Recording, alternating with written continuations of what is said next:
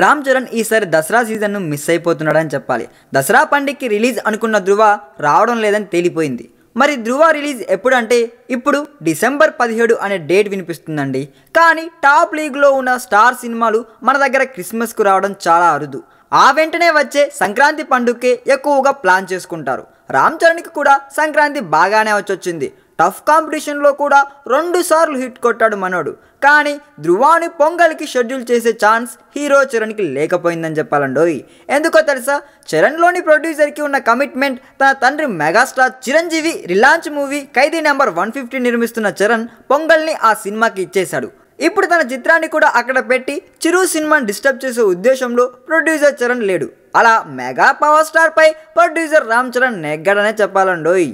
December మధ్యలో రావడం local మార్కెట్లో ఎలాగున్నా ఓవర్సీస్ మార్కెట్లో అయితే సంచలనాలకు స్కోప్ లేని సీజన్ అది.